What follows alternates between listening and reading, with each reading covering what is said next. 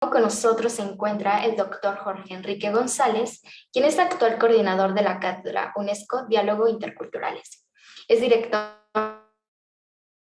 del Grupo de Investigación en el Centro de Estudios Sociales y es coordinador de la Cátedra Jorge Eliezer Gaitán de Interculturalidad en la Universidad Nacional de Colombia. Es doctor en Letras y Ciencias Humanas de la Universidad de París-Nanterre. Posee un magíster en Filosofía Latinoamericana por la Universidad Santo Tomás de Colombia.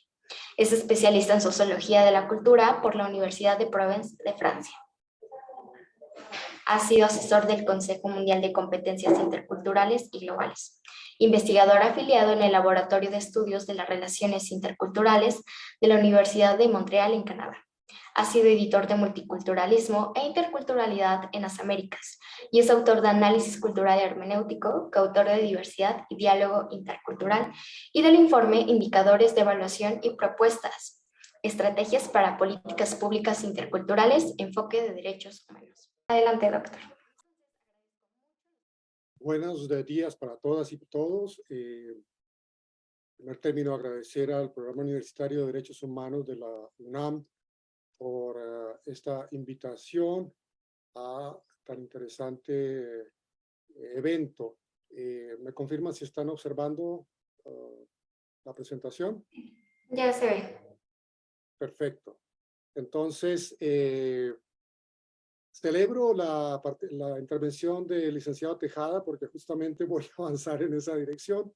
Entonces, me sirve de preámbulo, un preámbulo muy bien elaborado por parte de él.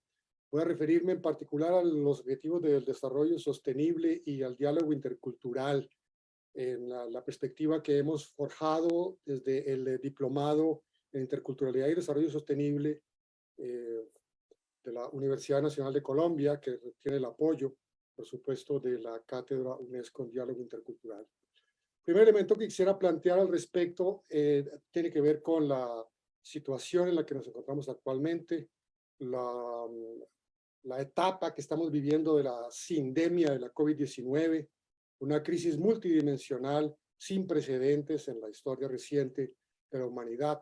Y me refiero en este caso a la sindemia y no a la pandemia, precisamente para destacar la sinergia que se produce entre los factores epidemiológicos de salud pública con los factores sociales.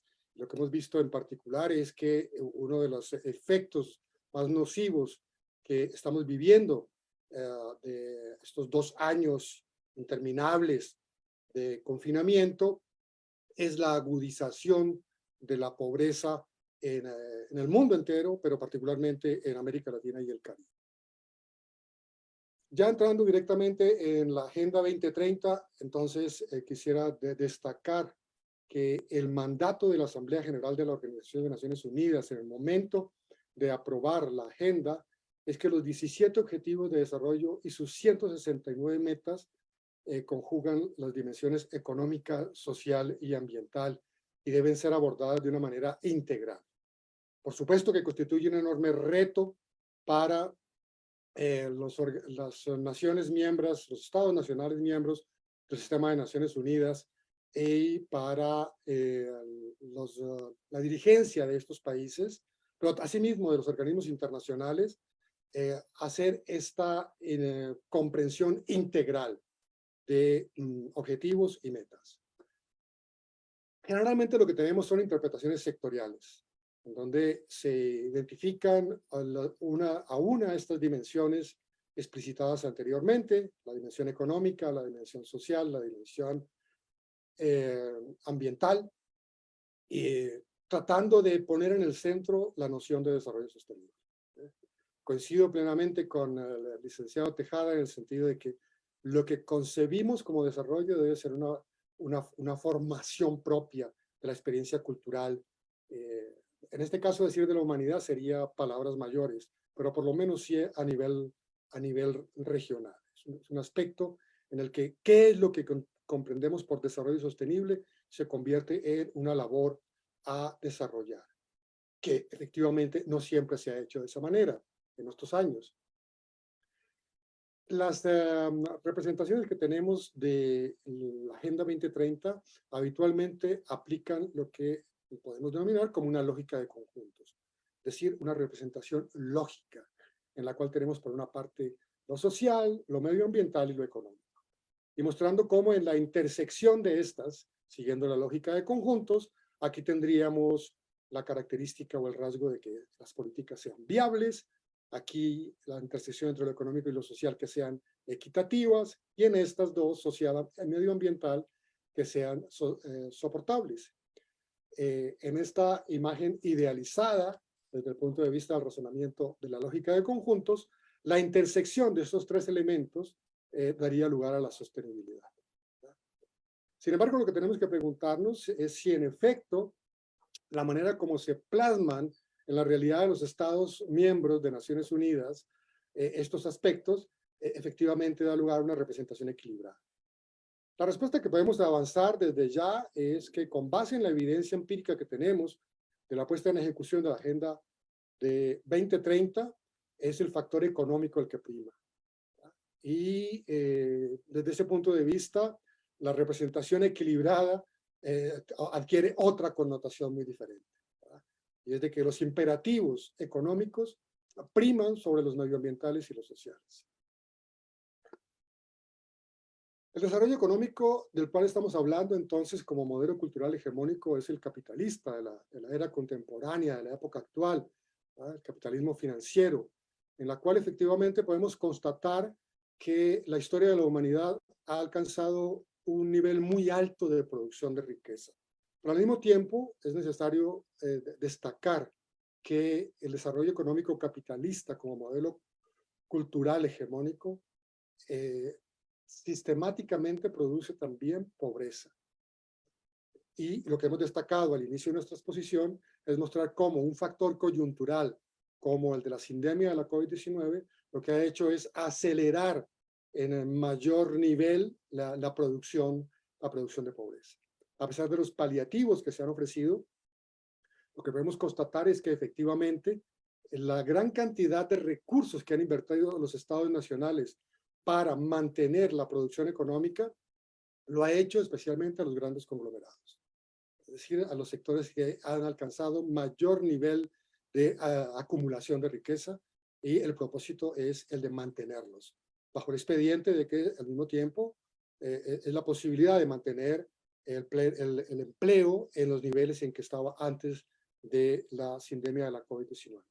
Entonces lo que queremos destacar es que efectivamente los paliativos para contener el desbordamiento de la pobreza no han sido suficientes. Y por lo menos en América Latina y el Caribe, lo que tenemos actualmente es una situación dramática de crisis humanitaria por agudización de los factores de pobreza.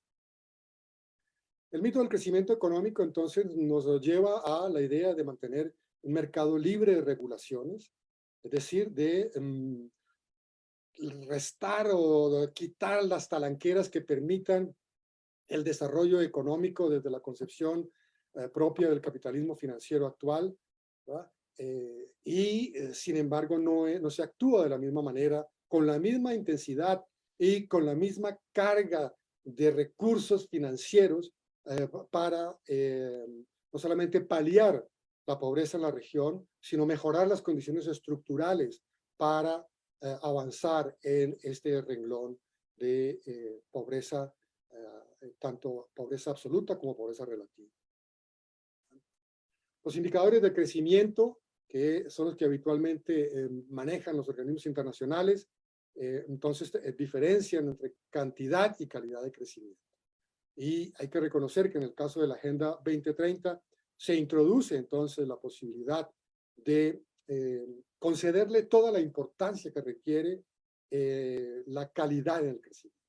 Es decir, no solamente aquellos indicadores que, por ejemplo, son los que se han utilizado en este momento, como señalaba antes, para tratar de regular los efectos que se produjeron recientemente con la parálisis de los mercados internacionales por efectos de la sindemia, ¿verdad? Sino al mismo tiempo también hablar de lo que es la calidad del crecimiento.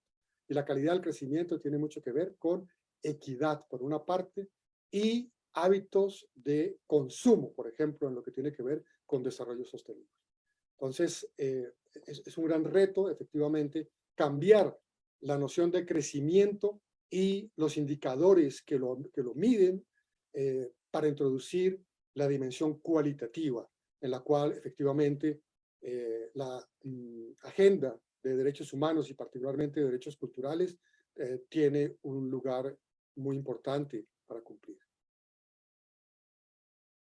La concepción en términos de derechos culturales, entonces, la enfocamos desde nuestra perspectiva en términos de la construcción de nuevas ciudadanías y de las agendas que éstas promueven.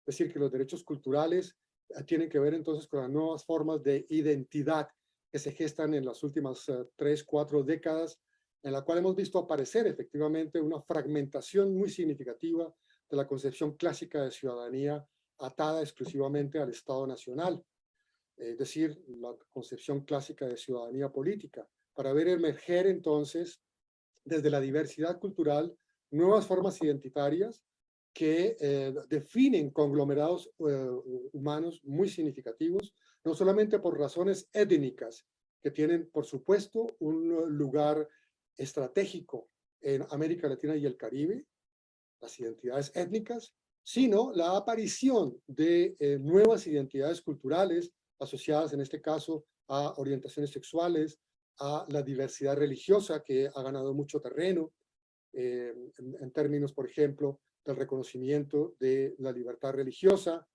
u otro tipo de expedientes, especialmente lo que tiene que ver con el surgimiento de nuevas identidades juveniles que conforman comunidades culturales transnacionales, incluso algunas de ellas, pero que requieren del reconocimiento de derechos en el marco de los estados nacionales respectivos. Es decir, que no solamente basta con una identidad transestatal, internacional, por ejemplo, de culturas juveniles que a veces nos parecen exóticas, por ejemplo, para mencionar algunas de ellas, como los emo o las identidades culturales que surgen a partir de las preferencias estéticas en la música, para darle una inserción en el ámbito de los estados nacionales propios. Entonces, la manera como concebimos la Agenda 2030 desde el punto de vista del mandato de la Asamblea General de Naciones Unidas de integrar los 17 objetivos tiene que ver entonces con ubicar en el centro, en el cruce de estos 17 objetivos, la necesidad de dialogar desde la diversidad cultural. Es decir, instaurar las posibilidades de un diálogo intercultural en el marco de derechos culturales y nuevas ciudadanías.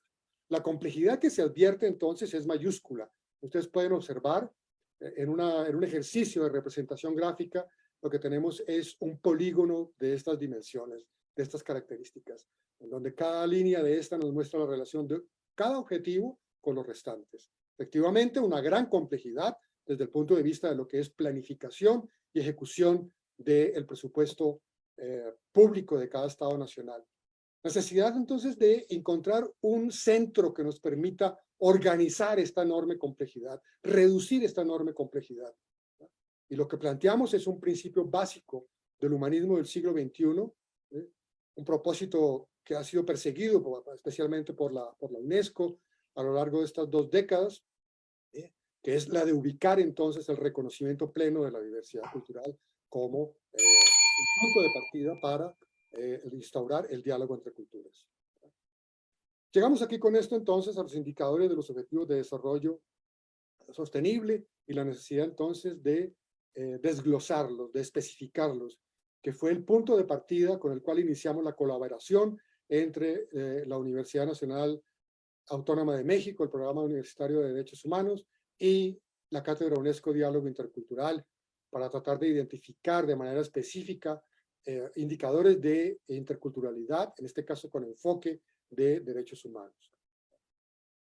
Y lo hicimos entonces en el marco de la Alianza para los Objetivos, el objetivo 17, que se enfoca, entre otras, a las alianzas entre universidades y entre sectores. Lo que podemos ver acá, en el caso de los resultados del pilotaje que hicimos para México y Colombia, fue efectivamente una alianza en el marco de los Objetivos de Desarrollo Sostenible. Eso nos llevó entonces a lo que ya ha sido ampliamente explicado en la primera parte de esta sesión de la mañana, que no voy a repetirlo, por supuesto, que fue la identificación entonces de una estructura que nos permitiera avanzar en la medición de indicadores de interculturalidad con un enfoque de derechos humanos, con un propósito superior, y con esto termino, que fuera de sistematizar información a nivel de diferentes estados de la región para proveer información cualificada que sirviera tanto a la sociedad civil como a las organizaciones estatales encargadas de la política pública, al mismo tiempo a las agencias internacionales. Y en este caso en particular, atender a un llamado que ha sido hecho por la UNESCO en varias oportunidades y que no ha sido satisfecho plenamente hasta el momento, de avanzar en propuestas concretas para tener instrumentos cualificados que permitan el registro de indicadores, por ejemplo, de interculturalidad. Entonces, si en algo avanza la propuesta que elaboramos en conjunto entre la UNAM y la Universidad Nacional de Colombia, fue justamente en la de elaborar una propuesta plausible para avanzar en la agenda de las agencias internacionales y particularmente de la UNESCO. Muchas gracias. Muchas gracias a usted, doctor.